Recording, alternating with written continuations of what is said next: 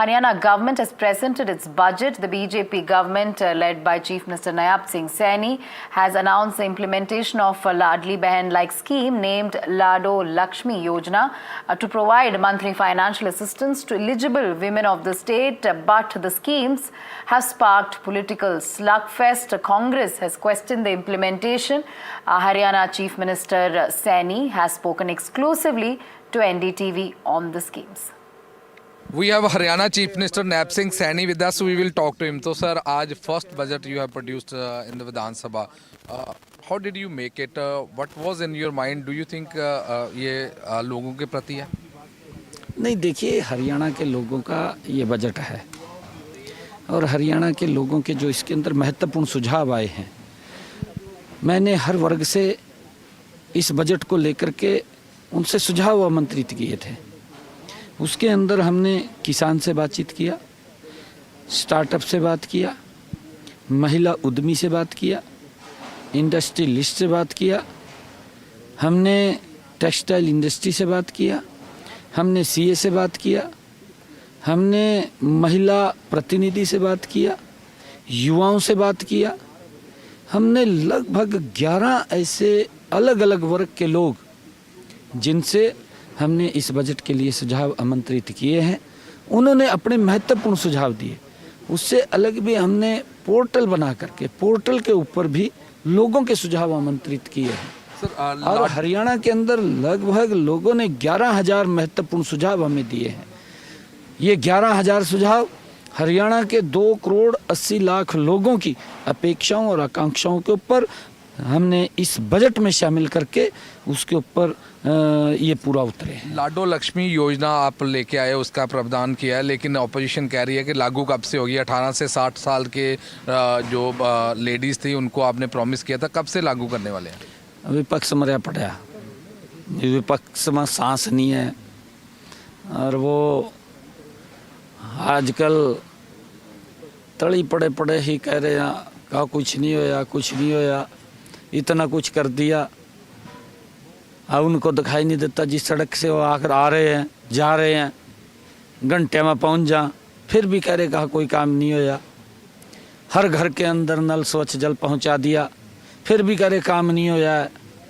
हर गांव के अंदर 24 घंटे बिजली पहुंचा दी, फिर भी कह रहे काम नहीं होया है। तो लाडो लक्ष्मी कब से शुरू करोगे आप? क्या हमने बजट में प्रावधान कर दिया ना, करेंगे ना लागू।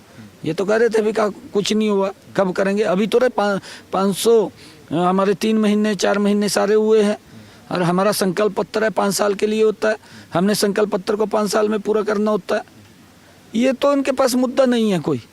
एक लास्ट सवाल है, वो कहते हैं कि बेरोजगारी बहुत बड़ा मुद्दा है, लेकिन इस बजट में कोई रोजगार के लिए डंकी के लिए कानून बनाया, डंकी के लिए लॉ बना रहे हैं, लेकिन ये जानना जरूरी है कि डंकी से लोग जा क्यों रहे हैं, नौजवान बाहर क्यों जा रहा है, उनके लिए कोई जॉब नहीं? उसके लिए हम प्रावधान कर रहे हैं ना, मैंने उसकी बड़ी चर्चा की है। हमने स्टार्टअप्स के लिए और हमने इंडस्ट्रीज़ के लिए वहाँ एक्टिविटी सेंटर्स बनाने की बात कही है, जिससे कि हमारा युवा उसके अंदर अपनी इंडस्ट्री भी लगा सके, इंडस्ट्री में नौकरी भी कर सके।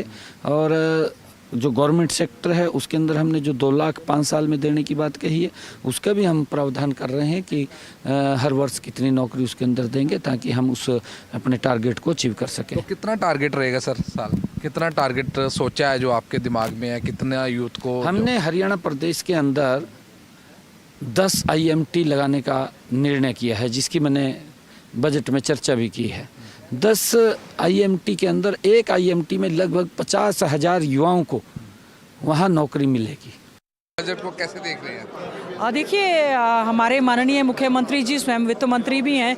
बड़ा सा लंबा बजट उन्होंने पढ़ने का प्रयास किया, बजट एलोकेशन भी किया है उन्होंने और कर्जा भी बढ़ रहा है। साथ साथ में हमारी जो चिंता शिक्षा और चिकित्सा को लेकर है, बेरोजगार युवाओं को लेकर है, हमें उसमें उम्मीद थी शिक्षा को लेकर जो पीएम श्री स्कूल है या मॉडल संस्कृति स्कूल है, उनका आप जिक्र कर रहे हैं। आरोही मॉडल स्कूल बैकवर्ड ब्लॉक्स में बनाए गए थे, उनके टीचर्स की रेगुलराइजेशन पे कोई भी चर्चा इसमें नहीं की गई है। एम्प्लॉयमेंट पे बात नहीं की गई, एम्प्लॉयमेंट पे कोई ऐसी बात नहीं की गई। यही कारण है कि डंकी के माध्यम से इलीगल तरीके से हमारे जो युवा हैं प्रदेश और देश को वो छोड़कर जा रहे हैं। मेडिकल एजुकेशन की बात कर रहे हैं आप, नए मेडिकल इंस्टीट्यूट्स की बात कर रहे हैं, 10 साल में नहीं बने। अगर कहीं बिल्डिंग बन भी गई है, हम चाहते हैं director, vice chancellor, super speciality cadre, professors की भर्ती हो। जो भी यूनिवर्सिटीज़ हैं उसमें 40% से ज़्यादा पद खाली पड़े हैं, रिजर्वेशन उसमें फॉलो नहीं हो रही है। और ख़ासतौर से मैं कहूँगी महिलाओं की सुरक्षा के लिए, विशेष तौर से लॉ एंड ऑर्डर की स्थिति को बेहतर बनाने के लिए इसमें पूरी तरह से होना चाहिए था। किसानों के लिए बात की गई है, किसान हमारी अर्थव्यवस्था की रीढ़ की हड्डी है और किसानों का विशेष ध्यान दिया जाना चाहिए। इसमें मुझे जो ख़ास तौर से हमारा यूथ है उसके लिए बहुत ज़्यादा कुछ नज़र नहीं आया। और खिलाड़ियों के लिए भी कोई हम सोच रहे थे बहुत बड़ी घोषणा एक कुछ की जाएगी। हमारे बहुत से खिलाड़ी हैं जो मिले हैं, वो कह रहे हैं कि उनको अब तक अवार्ड बनी नहीं मिला है।